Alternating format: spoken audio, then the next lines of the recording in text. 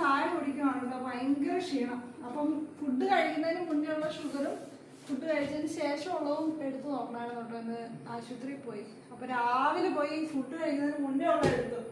അപ്പൊ അതിന്റെ റിസൾട്ട് നോക്കി കഴിഞ്ഞപ്പോൾ ഷുഗർ ഭയങ്കര ലോയാ, 60 ഒക്കെയാ. വെറുതെ എനിക്ക് ഭയങ്കര ക്ഷീണം മമ്മി. മിനിഞ്ഞാന്ന് വൈകിട്ട് തൊട്ട് നമ്മൾ ഷുഗർ പാടെ ഒഴിവാക്കി. 2 ദിവസം നമുക്ക് ടൈം തന്നിട്ടുണ്ടായിരുന്നല്ലോ ഷുഗർ കുറയ്ക്കാൻ വേണ്ടിയിട്ട്. അപ്പം ഡോക്ടർ പറഞ്ഞു 2 ദിവസം കൊണ്ട് ഷുഗർ സെറ്റ് ആക്കിയിട്ട് വരുവാണെങ്കിൽ നമുക്ക് ഇൻസുലിൻ എടുക്കണ്ടെന്നൊക്കെ പറഞ്ഞു. പക്ഷെ ഇന്ന് ഡോക്ടറെ കണ്ടില്ല.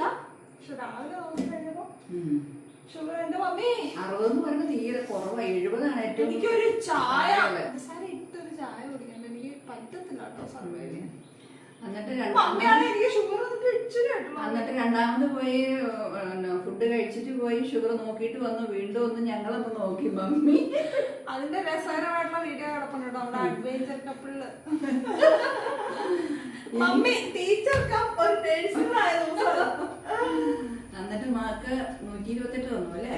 പിന്നെ വലിയ ആരെ കുത്തുന്ന സൂചിയായിട്ട് ഞാൻ പിന്നെ അത് ഷുഗറൊക്കെ നോക്കാം. എന്നിട്ട് മകളിപ്പതി അത് കഴിഞ്ഞപ്പോഴത്തേനും ഓടി ഒന്ന് പഞ്ചസാര ഇട്ട് ചായ കുടിക്കണം.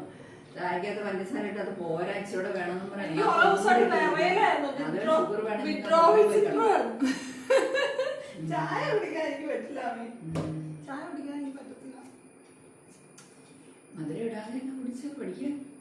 മധുരം ഇടാതെ എനിക്ക് പ്രായം. ആരാ പറഞ്ഞു എനിക്ക് പ്രായമായെന്ന്?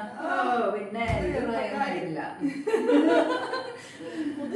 എന്റെ അമ്മയ്ക്കൊക്കെ 60 വയസ്സ് 50 വയസ്സൊക്കെ കണ്ടു അയ്യോ എന്നോ പ്രായമായെന്നൊക്കെ തോന്നുന്നു. പക്ഷെ എനിക്ക് 60 വയസ്സായിട്ട് എനിക്കൊരു പ്രായമായി തോന്നണില്ല.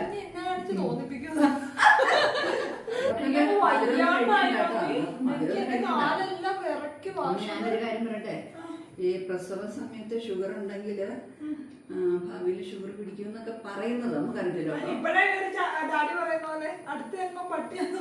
ചാക്കി കിടക്കേണ്ട ആവശ്യമില്ലല്ലോ.